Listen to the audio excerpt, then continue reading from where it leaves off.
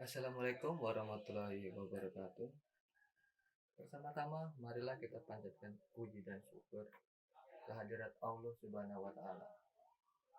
Atas berkah dan rahmatnya lah, kita dapat berkumpul di sini dengan sehat walafiat. Tidak lupa, selawat dan salam kita berikan ke junjungan Nabi besar kita, Nabi Muhammad SAW. Semoga kita semua termasuk dalam umat-umat yang beriman. Oke, pada kesempatan kali ini saya akan berceramah sedikit tentang keutamaan sholat. Saudara-saudaraku, seperti yang kita tahu, sholat merupakan kedudukan paling tertinggi dalam Islam. Sholat merupakan tiang agama yang menjadi pembatas antara keislaman seseorang dan kemunafikan seseorang. Jadi kita dapat menganalogikan kalau sholat ini sebagai tiang bangunan, sebagai pondasi sebuah bangunan tersebut. Jika pondasi tersebut runtuh, maka hancurlah semua bangunan konstruksi tersebut. Maka kita dapat menyimpulkan bahwa baik buruknya sholat kita itu adalah cerminan dari perilaku yang kita perbuat sehari-hari. Banyak orang yang mengatakan bahwa jika kita ingin melihat baik atau buruknya seseorang, maka kita dapat melihat dari bagaimana caranya dia melaksanakan sholat. Jika dia melaksanakan sholat dengan baik atau khusyuk, maka insya Allah amal yang dia perbuatnya juga baik adanya. Mengapa demikian? Karena jika dia melaksanakan sholat dengan khusyuk, maka dia telah melaksanakan dengan maksimal apa yang diperintahkan oleh Allah dalam hal ini, yaitu sholat. Sholat menjadi bukti ketakwaan kita kepada Allah Subhanahu wa Ta'ala. Jika kita melaksanakan sebaliknya, seperti kita seenaknya dan tidak melaksanakan sholat dengan khusyuk seperti waktu maupun bacaan yang dilantunkan, maka amalan yang kita peroleh akan jauh lebih berbeda dibanding orang yang melaksanakan sholat dengan khusyuk.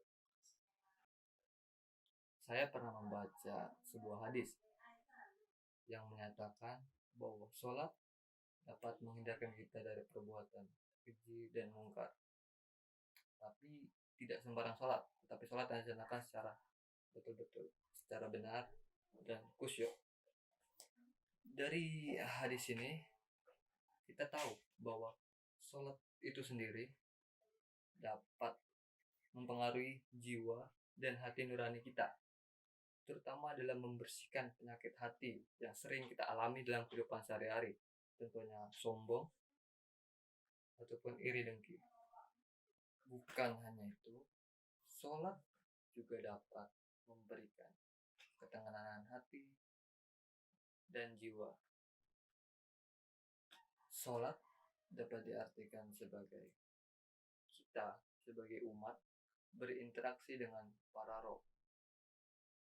Dan di dalam sholat sendiri ada yang namanya bacaan zikir.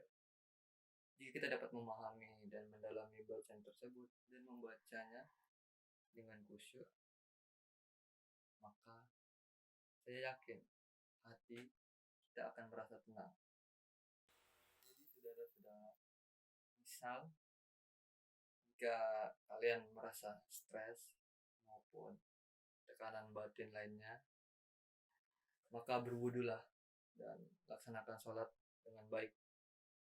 Saya yakin dengan sholat tersebut, maka jiwa saudara akan merasa tenang, tidak ada rasa stres lagi.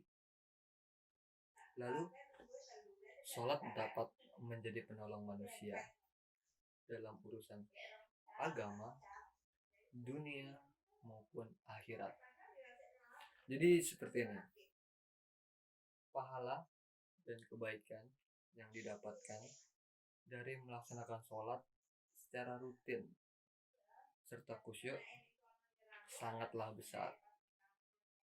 Bayangkan, jika kita dari kecil sudah melaksanakan sholat dengan benar sesuai tata aturannya, sampai dengan nanti kita meninggal, betapa banyaknya pahala yang kita dapatkan.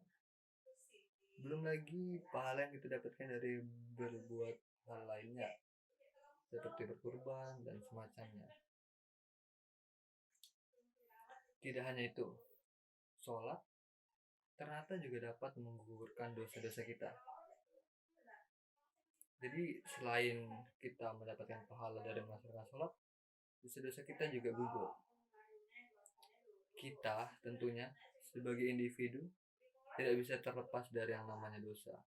Tetapi dengan melaksanakan sholat, kita dapat menggugurkan dosa ini, maupun kita mungkin dapat bisa sadar dan tidak akan mengulangi perbuatan itu lagi atau melakukan dosa itu lagi.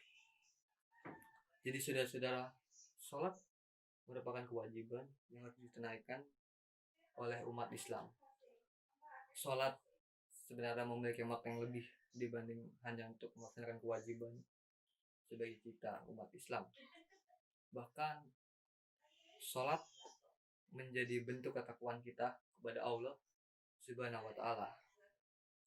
Bahkan kita dapat mengetahui keislaman seseorang dengan melihat bagaimana cara ia sholat. Bukan hanya itu, sholat juga dapat meningkatkan derajat kita dan menghapus dosa-dosa yang kita perbuat. Jadi saudara-saudara, misal jika masih ada yang belum melaksanakan sholat, maka laksanakanlah. Dan jika ada yang sedang melaksanakan sholat tetapi masih belum sesuai dengan aturannya, belum benar maupun khusyuk, maka perbaikilah, karena kita masih memiliki waktu untuk memperbaikinya. Dan sampailah kita pada akhir ceramah hari ini. Semoga ceramah yang saya sampaikan dapat bermanfaat bagi saudara-saudara sekalian. Jika ada kekurangan maupun tutur kata saya yang salah, mohon dimaafkan. Sekian dari ceramah saya dan terima kasih telah mendengarkannya. Wassalamualaikum warahmatullahi wabarakatuh.